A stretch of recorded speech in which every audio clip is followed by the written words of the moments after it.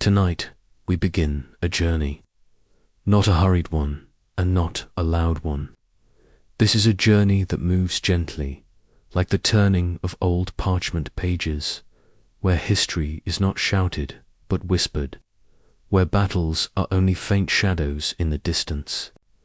And the heart of the story lies in the quiet lives of those who lived through it. The War of the Roses. A name that sounds fierce, yet in our telling tonight, it will be soft. It will be the story of generations, of families whose windows looked out onto quiet fields, of merchants whose hands smelled faintly of spices, of children who ran down cobbled lanes unaware of kings and crowns. The great conflict between the houses of Lancaster and York will drift quietly through our tale, not as thunder, but as mist. We will walk the streets of old towns. We will hear the creak of wooden carts. We will see the glow of candles in the windows at dusk. And in this slow, gentle unfolding, you may find yourself drifting. So, settle in, find a comfortable place, let the day's worries soften away, and together we will step quietly into England, in the mid-15th century, in the quiet years. Before the roses were worn, England's towns and villages moved to a gentle, steady rhythm. The market towns were lively in a quiet way. Every few days, carts rolled in, their wooden wheels rumbling softly over the stones. There were baskets of apples and pears, sacks of flour, and bolts of rough-spun wool, dyed in the softest shades, greens, browns, and deep warm reds. In the countryside, life was marked not by politics, but by the seasons. Spring brought the slow turning of the soil and the long, hopeful planting of seeds. Summer brought harvest of herbs and honey, and the scent of meadowsweet drifting across the fields. Autumn brought the gathering of apples, the pressing of cider, and the warm scent of bread rising from village ovens. In towns, craftsmen worked quietly in their shops. The cobbler bent over his bench, the blacksmith's hammer rang softly in the morning air. Children played in the lanes, chasing wooden hoops, or carving tiny figures from scraps of wood, beyond the noise of kings and courts. This was the England that endured, an England of hearth smoke, of winding rivers, of lives, marked by sunrise and sunset. In the years that followed, change moved quietly at first. Most villagers would not have noticed it at all. Only the merchants in the towns, and the nobles in their halls, would have sensed the faint shift in the air.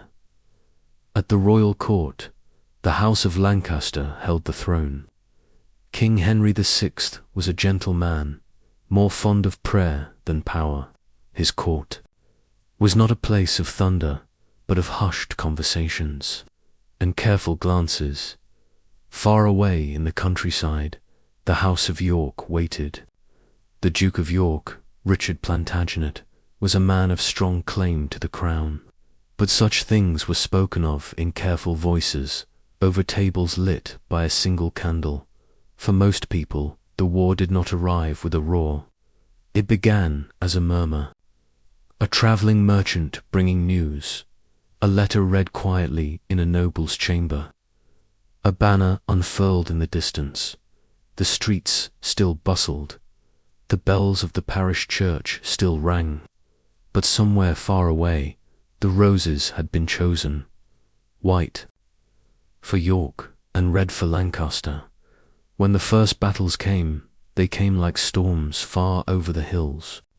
In many villages, only the sound of distant church bells or the quiet movement of men marching along a far road gave any sign that something was happening. For the villagers, life did not stop. The fields still needed tending. Sheep still needed shearing. The bread still needed baking in some towns. A new banner might appear above the gate, red or white, depending on which army had passed most recently. But the baker still opened his shop at dawn. The carpenter still smooths the surface of a new table. Children still played in the dusty lanes. Travellers on the roads carried news of battles, St. Albans, Teuton names spoken softly, as if the very syllables might bring trouble. But in the small homes and workshops of England, life pressed on, quietly, almost unaware of the roses in bloom far away in the towns. Life was steady, even when the colours above the gates quietly changed. 1 month, the banners might be red, the emblem of Lancaster. Merchants would hang small roses in their shop windows, not out of deep loyalty, but simply to show the right colours for the moment. Then, weeks later, a different army might pass through. The red banners would be taken down, and white roses of York would appear. The market would go on as before, the same bread, the same wool, the same quiet chatter. In the taverns, people spoke carefully. It was wiser not to take sides too strongly. After all, armies came and went. But the town endured. In the evenings, the streets grew still. The sound of a lute might drift from a doorway. Candles glowed warmly through shuttered windows. And somewhere, above it all, a single banner swayed gently in the night breeze. Far from the towns, the countryside carried on almost untouched. The wars were real, but they were like far-off storms that never reached the valley floor. Farmers rose with the dawn, the soft light spilling across fields of barley and wheat. The air was cool, filled with the gentle bleating of sheep, and the faint ringing of church bells in the distance, in small cottages. Women tended the hearths, baking coarse bread, stewing pottage thick with herbs from the garden. Children helped gather water from the stream, or chased hens across the yard. The manor houses stood quietly on low hills. The lords might be away, called to pledge loyalty to Lancaster or York, but the manor lands still worked, overseen by stewards and reeves. Life here was marked not by the colours of roses, but by the ripening of fruit, the shearing of sheep, and the turning of the year. The seasons turned, as they always had, in spring. The hedgerows bloomed white with hawthorn, and the fields were dotted with lambs. Villagers worked in soft morning light, their hands in the earth, their thoughts on the coming harvest. In summer, meadows shimmered with tall grass. The air was heavy with the hum of bees and the scent of hay. Children played barefoot in the warm dust of the lanes, while elders rested in the shade, watching clouds drift across a pale blue sky. Autumn brought the harvest baskets of apples and pears, bundles of golden grain. The barns filled, and the smell of cider drifted from the presses. Winter was quieter still. The hearth fires burned steady, and families gathered in low-beamed rooms, the walls lit by candlelight. Stories were told, old songs were sung softly, while the wind whispered outside. The war was still there, somewhere far beyond the fields. A passing traveller might bring word of a battle won or lost, but it was just a murmur, carried away on the wind as another season began. As the years passed, children who had been small at the war's beginning grew tall in its shadow. They learned their letters from the parish priest, scratching ink onto rough parchment. They learned their crafts from their fathers and mothers, the careful work of weaving, the shaping of wood, the tending of sheep, the brewing of ale in the towns. Young apprentices carried goods for merchants, sweeping the floors of busy shops, listening to the talk of travellers who came with news of far-off places.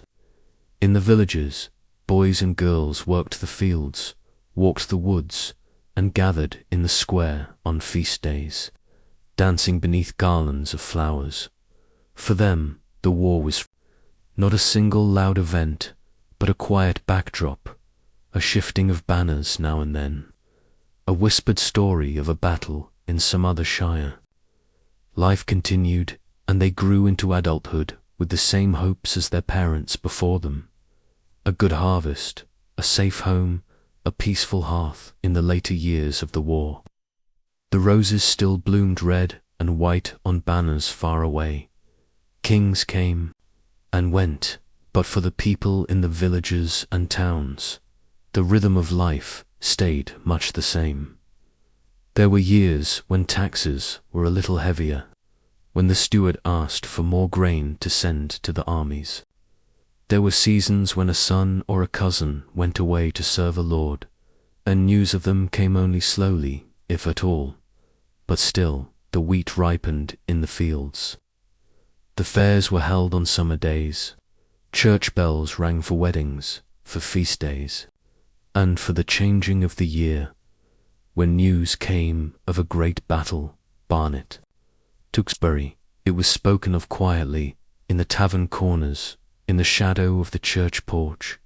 For most, the war was a story told from a distance, while life itself was measured in the slow turning of the seasons and the steady glow of the hearth.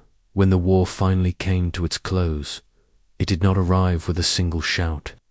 For most people, it arrived like the soft change of seasons. The battles had ended. A new king, Henry Tudor, stood upon the throne. The red rose of Lancaster was joined to the white rose of York in a single emblem. In the villages, there was no sudden celebration, no grand parades. Life simply went on. The fields were still ploughed, the markets still opened, and people spoke of the war less and less, as if it had been a long winter now finally giving way to spring. In the towns, the banners changed for the last time. The Tudor rose hung above the gates. Merchants displayed the emblem in quiet agreement. But most were far more interested in the arrival of a new shipment of wool or the price of this year's grain. The war was over, and for the people who had lived quietly beneath its shadow, peace was simply another day, much like the one before. The years after the roses were calm ones. For the first time in decades, England seemed to breathe. The roads were safer. Merchants travelled more freely, their carts heavy with cloth, spices, and fine goods. Towns began to grow a little richer. New shops opened along the cobbled lanes. The inns filled again with travellers who spoke of trade, not of war. In the countryside, the fields lay quiet. Crops grew tall.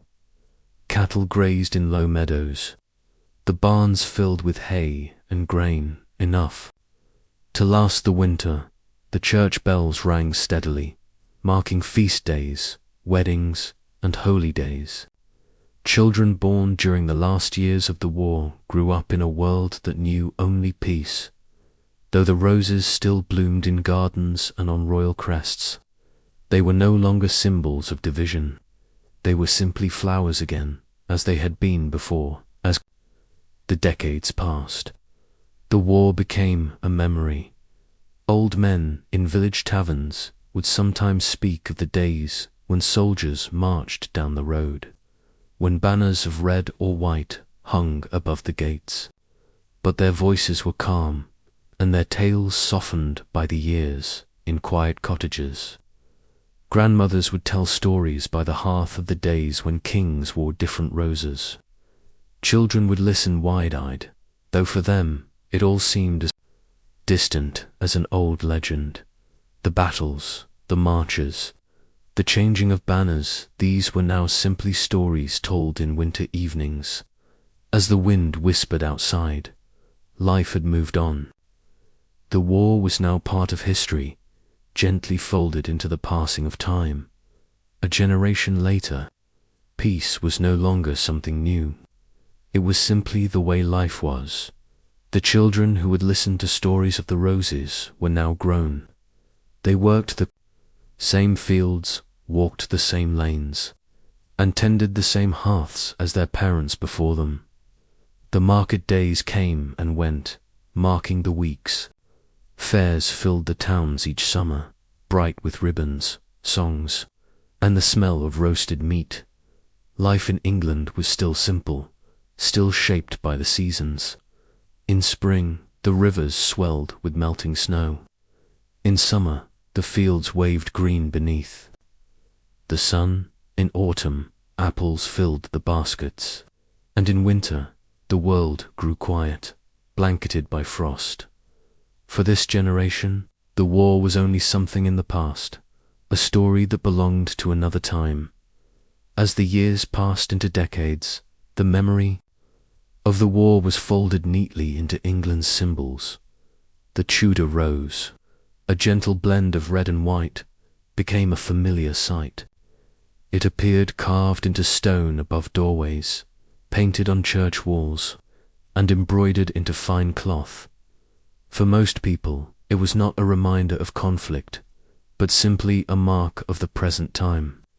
Few stopped to think of the battles or kings behind.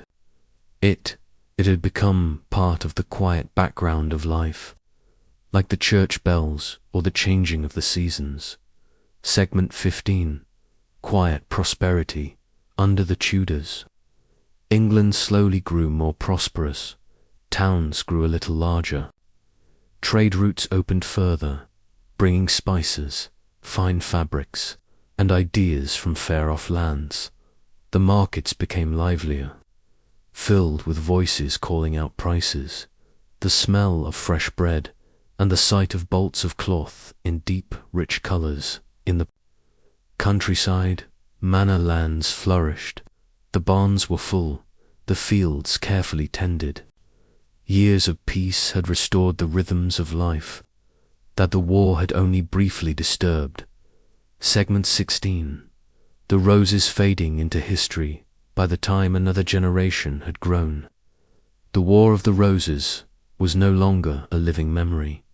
It was a tale kept in the pages of chronicles and in the quiet knowledge of scholars. For most, it was simply the story of how one king's reign had ended and another's had begun. Life was steady. Peace endured, and the roses, once worn as symbols of division, now bloomed together in palace gardens as nothing more than flowers. Segment 17. A peaceful ending, and so, our quiet journey through these years comes to a close. The battles have faded far behind us. The towns are calm, the fields are green, and the sound that carries on the wind is not the call of war, but the steady hum of life itself.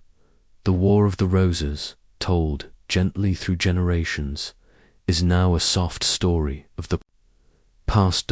Here, in the stillness of the present, you may rest easy. The roses are at peace, and so too may you be.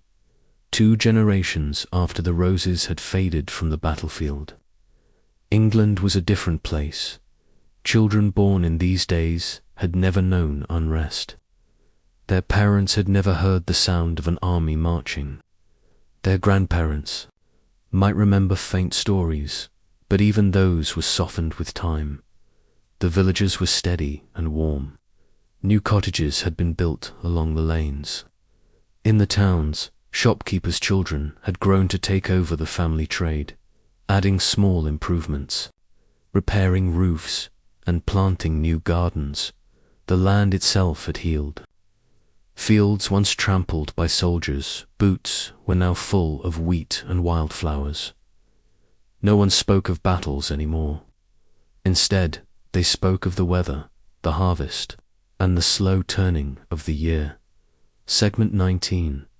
Quiet places where the war once passed. Across the countryside, there were places that had once seen the roses.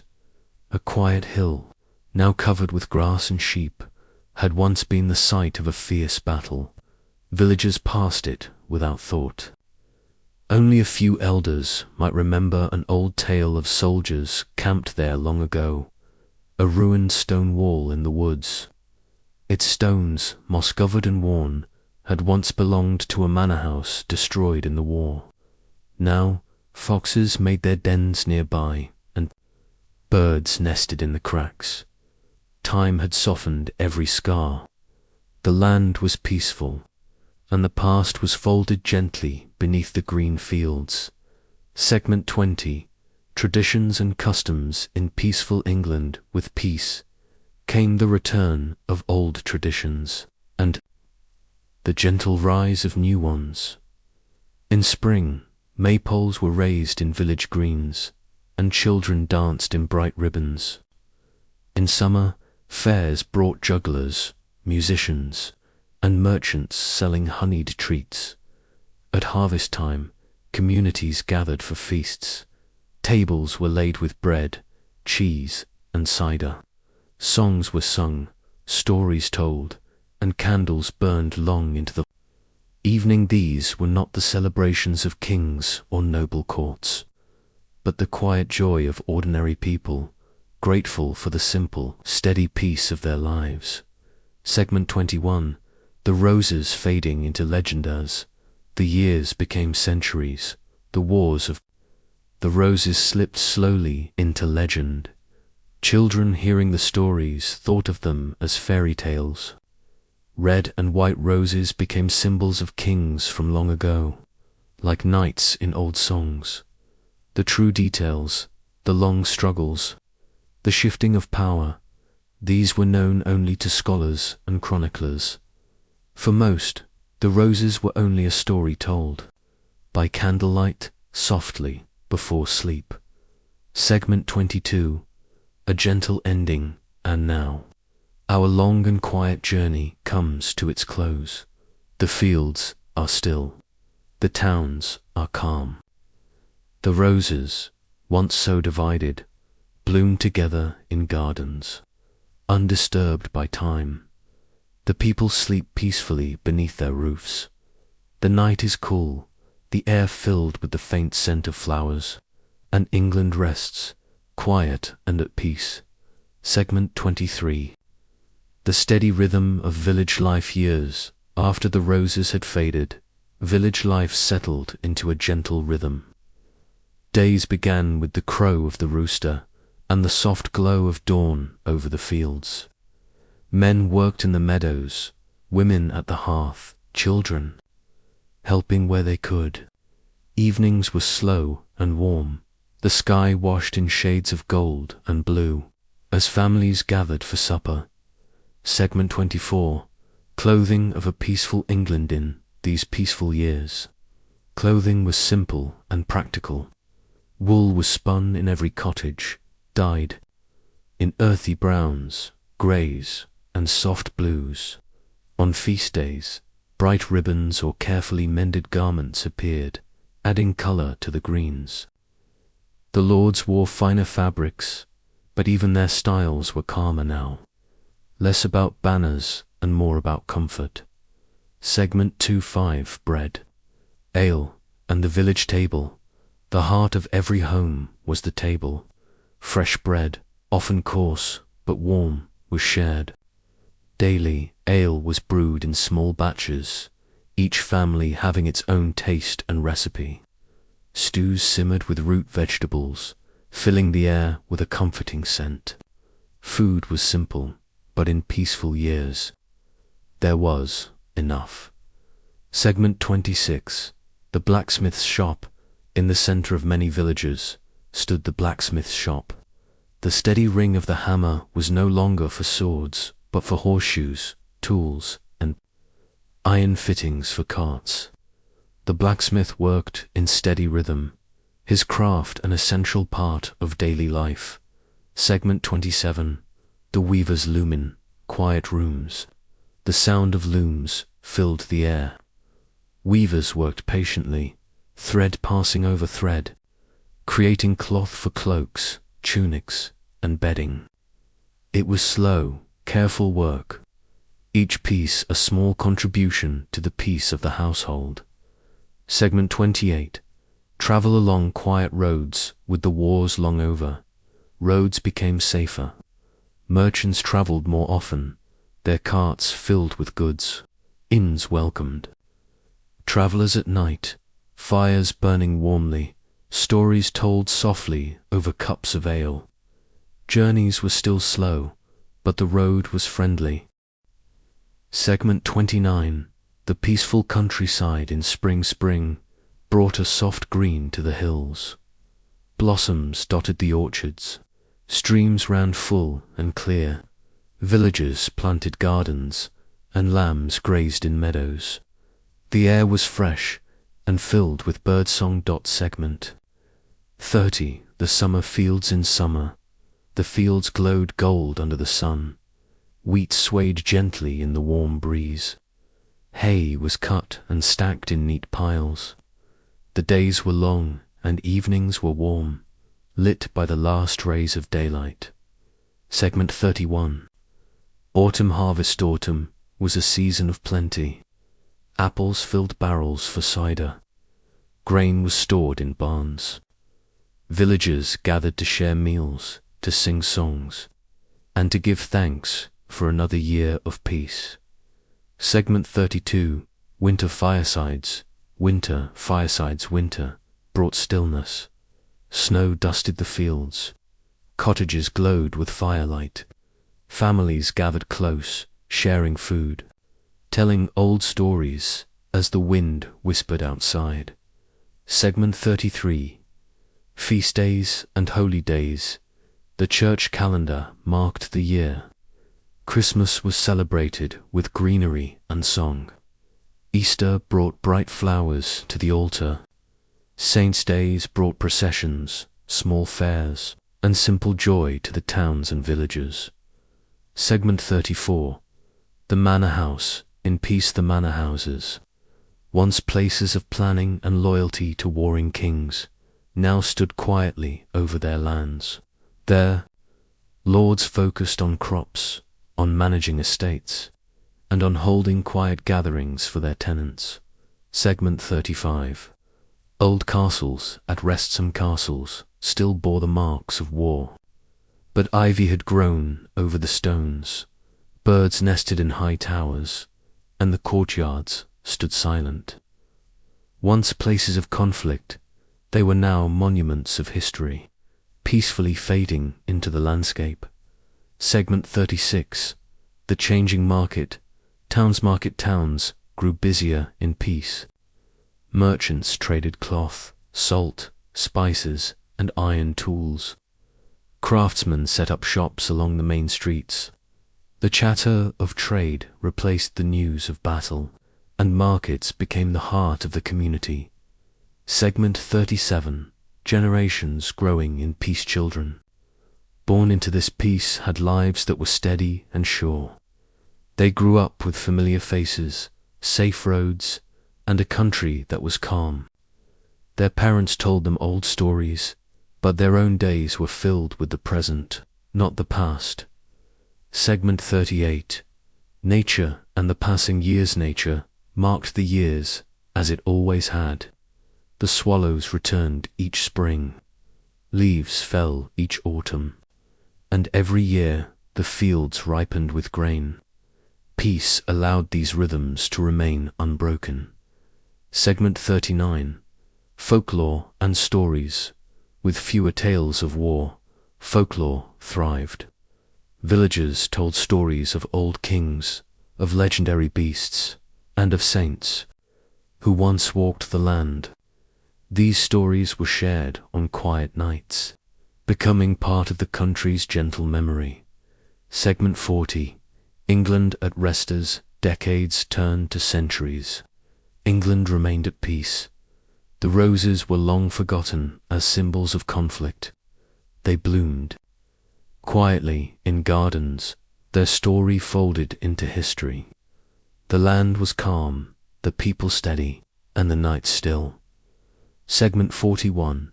A village in quiet detail. In the stillness of early morning, the village slowly awoke. Cottages stood with smoke curling gently from their chimneys, their thatched roofs darkened by the morning dew. The narrow lane was quiet, but for the sound of a single cart, its wooden wheels creaking softly as it passed. A dog stirred in the yard, stretching lazily before curling back into its bed of straw. At the far end of the lane, the church tower stood watch, its bell waiting to mark the hours of the day. Segment 42.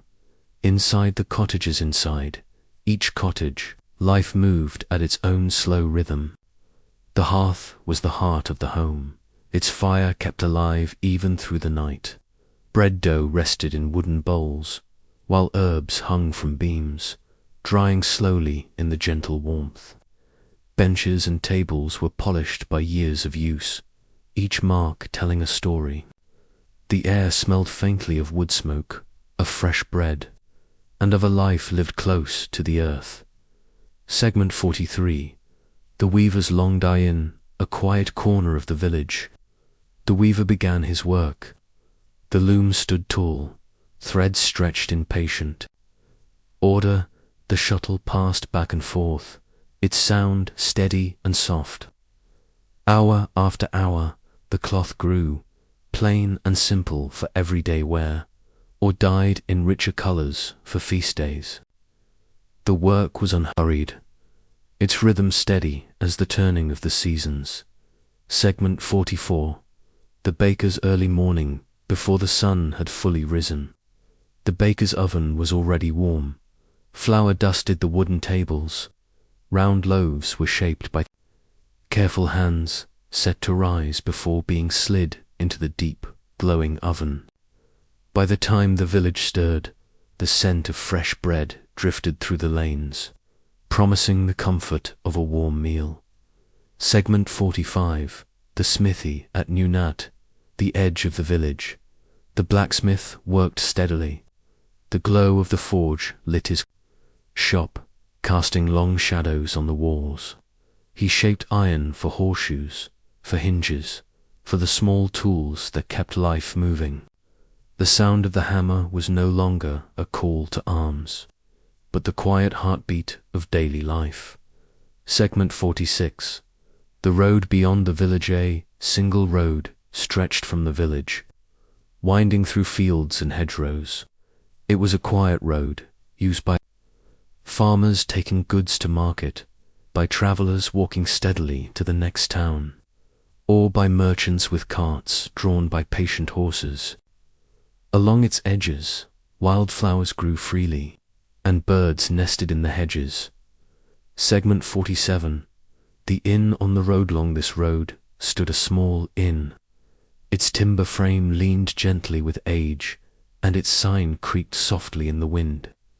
Inside, the air was warm with the scent of wood smoke and ale. A fire burned in the great hearth. Travellers sat quietly at wooden tables, sharing stories in low voices. Outside, the evening settled in, while the inn stood as a haven of comfort. Segment 48. The fields in spring. When spring came, the fields turned green and full of promise. Blossoms opened in the orchards. Lambs grazed in soft meadows. The air was filled with the songs of birds returning home. Everywhere there was a gentle sense of renewal, quiet and steady. Segment 49. The fields in summer brought long, warm days. Wheat ripened beneath the golden sun. Hay was cut and stacked in neat piles. The river ran slow and clear, its banks lined with tall grass and wild flowers. Evenings stretched late. The sky washed in soft pinks and blues. Segment 50. The fields in autumn. The air grew cooler. The harvest filled barns with grain and fruit. Villagers gathered for simple feasts, sharing bread, cheese, and cider. Leaves turned gold and red, falling gently to the earth. Segment 51. The fields in winter came softly, wrapping the land in stillness. Snow dusted the rooftops. Cottages glowed warmly through the long nights. Inside, families gathered close by the fire, telling stories and waiting for the slow return of spring. Segment 52. The Manor in Peaceful Days. The manor house, once a place of planning and loyalty to warring kings, now oversaw quiet lands. Its halls were calm. The lord walked the fields with his steward, checking crops and speaking with tenants. In the evenings, music played softly in the great hall, a sign of peace in lasting years. Segment 53. Old castles, growing quiet. Old castles, once built for defense, now stood as part of the landscape. Their stones were softened by ivy. Courtyards, once filled with soldiers, were silent. Only the sound of wind through the towers remained. Segment 54. The growing market town. In the towns, peace brought growth.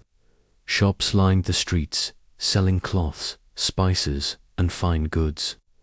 The market square bustled, but without urgency. It was the busy calm of a land at peace. Segment 55. Feast days of the year. Each year was marked by feast days. Christmas brought greenery and song. Easter brought flowers to the altar. Midsummer brought bonfires and dancing. These days were bright moments in the steady rhythm of life. Segment 56. 3 generations in peace. Grandparents told stories of the past. Parents worked the present, and children dreamed of the future. All 3 lived together, bound by the shared quiet of a peaceful land. Segment 57. Nature's gentle rhythm. Year after year, nature kept its steady cycle. The same flowers bloomed each spring. The same leaves fell each autumn. It was a rhythm everyone knew and trusted. Segment 58. Stories by candlelight night. Families gathered by candlelight. Old tales were told of saints, of kings, of roses long past. The room grew warm, the voices soft, and slowly sleep came. Segment 59. England at rest. Once more ran. So England rested. The roses had long been still. The people were at peace, and the night stretched quiet and calm as it had for many years. Segment 60. Morning mist on the fields. On certain mornings, the fields lay hidden beneath a silver mist. The world was quiet, the sound of footsteps soft on the damp earth. As the sun rose, the mist slowly lifted, revealing the green of the meadows once more. Segment 61. The river's calm journey through every season. The river wound its way through the land. In spring, its waters ran fresh and lively. In summer, it shimmered in the sunlight. In autumn, leaves floated gently on its surface. In winter, its banks frosted with ice. It was as steady as the peace itself. Segment 62. Evening in the village. As the day ended, the village grew still. The lanes were empty. Windows glowed with candlelight. The church bell rang softly, marking the close of another quiet day. Segment 63. Quiet walks in the countryside on peaceful days. People walked the lanes for no reason but to see the land. Hedges heavy with berries, woods alive with birds, and meadows stretching to the horizon. The world felt large and safe. Segment 64. The church at dawn each morning. The church stood quietly in the pale light. Its stone walls warmed slowly as the sun rose. Inside, the air was cool and still. The sound of a single voice in prayer was all that could be heard. Segment 65. Winter evenings indoors. When winter nights grew long, life moved indoors.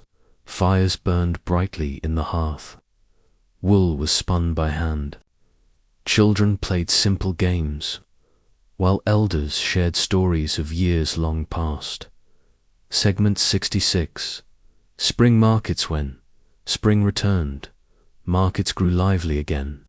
Merchants sold herbs, seeds, and cloth. Farmers brought early greens and eggs. It was a quiet celebration of the years turning, a reminder that the land had renewed itself once more. Segment 67. The passing of years. Years slipped by gently.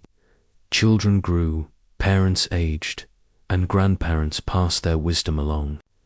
Time was marked not by battles, but by the steady rhythm of planting and harvest. Segment 68. The roses in the gardening, the gardens of homes and manors alike. Roses bloomed. Their red and white petals were no longer the signs of sides and a war. They were simply flowers, beautiful and untroubled by the past. Segment 69. A soft ending. And so the story of the roses fades into quiet. The fields are still. The towns are calm. Generations live in peace. The roses bloom in the gardens, and the land rests. Now, in this stillness, you may rest too. The story is complete. The roses are at peace.